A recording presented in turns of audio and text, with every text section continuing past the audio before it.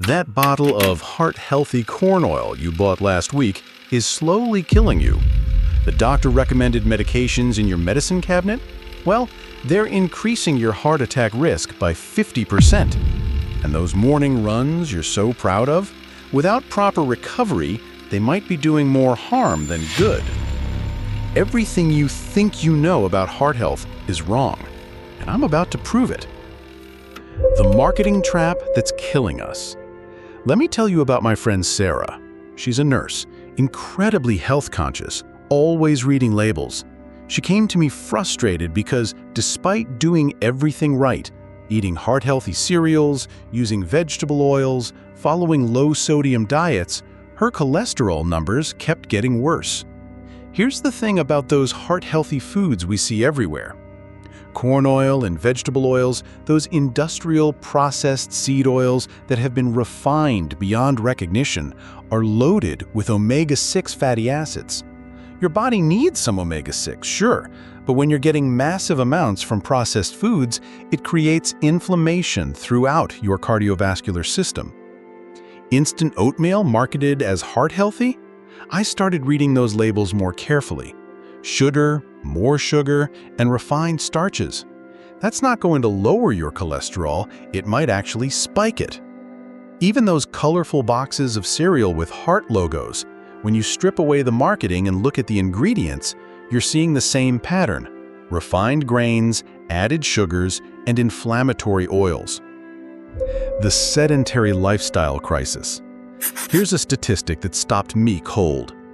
People with sedentary lifestyles have a 147% increased risk of heart disease. Not 47%, 147%. And if you do have a heart attack, sitting too much increases your risk of dying from it by over 50%. Think about your typical day. How many hours are you actually moving versus sitting? Between commuting, desk work, and evening TV time, most of us are looking at 10 to 12 hours of sitting daily. But here's the good news. This is completely fixable. You don't need to become a marathon runner overnight. Simple changes like taking phone calls while walking, using a standing desk for part of your day, or taking a 5-minute movement break every hour can make a massive difference. The medication trap. This one really opened my eyes.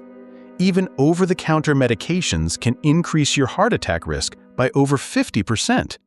We pop them like they're candy for headaches, muscle pain, inflammation. But these seemingly harmless pills are putting stress on our cardiovascular system.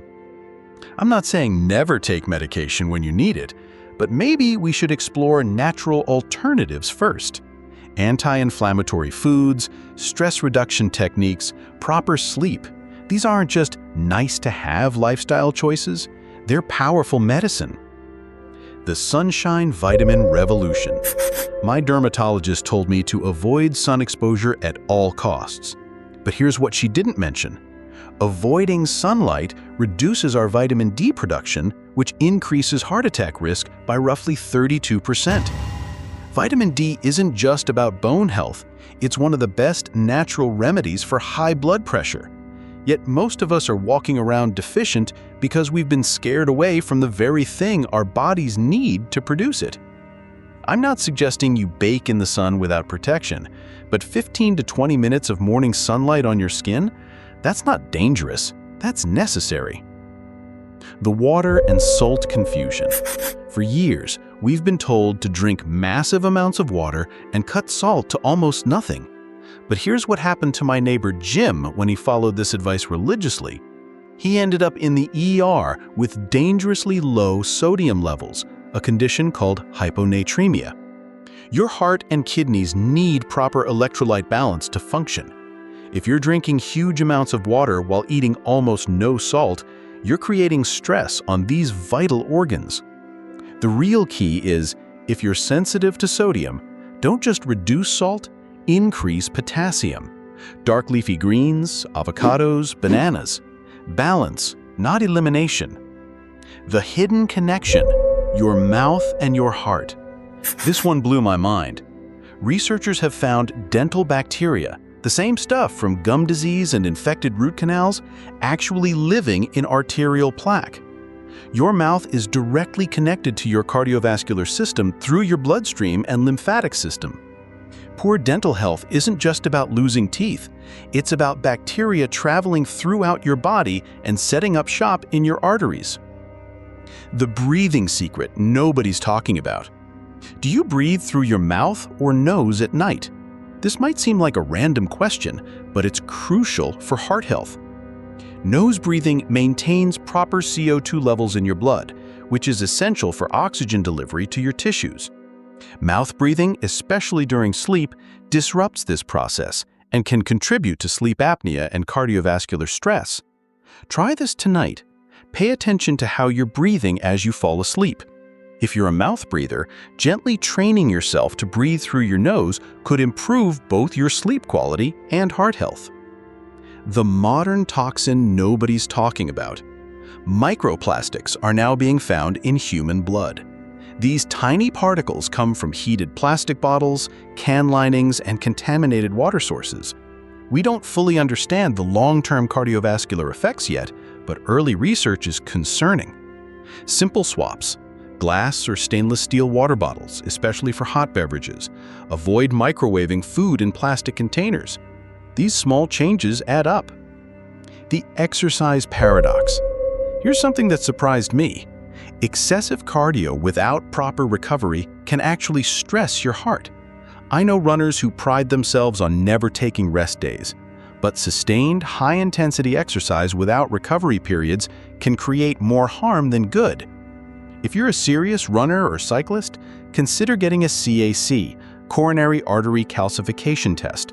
It's one of the best predictors of cardiovascular risk and can help guide your training intensity. The warning sign we ignore. If you get winded easily during normal activities, climbing stairs, carrying groceries, playing with your kids, don't brush it off as being out of shape. Exercise intolerance is a classic early sign of congestive heart failure. Your body is trying to tell you something important. Listen to it. The magnesium miracle. Most people are magnesium deficient, and most don't know it. This mineral is involved in over 300 enzymatic processes in your body, including preventing calcium buildup in your heart and maintaining proper heart rhythm. The foods that used to be rich in magnesium, our soil has been depleted over decades of industrial farming. Plus, stress, caffeine, and processed foods actively deplete our magnesium stores. Dark chocolate, nuts, seeds, leafy greens, these aren't just healthy foods, they're medicine for your cardiovascular system. Simple changes, profound results. Here's what I want you to take away from this. Heart disease isn't inevitable. It's not just genetics. Most heart problems are preventable through simple, sustainable lifestyle changes. Start small. Replace one processed meal per day with whole foods. Take a 10-minute walk after lunch. Switch to nose breathing, especially at night. Get 15 minutes of morning sunlight. Prioritize sleep and stress management. Your heart is incredibly resilient. Give it the right conditions, and it will serve you well for decades to come. In conclusion is that the truth about heart health isn't complicated, but it's often hidden behind marketing messages and outdated medical advice. Your heart doesn't need expensive supplements or extreme diets. It needs you to get back to basics. Listen to your body. Question marketing claims. Make small, consistent changes.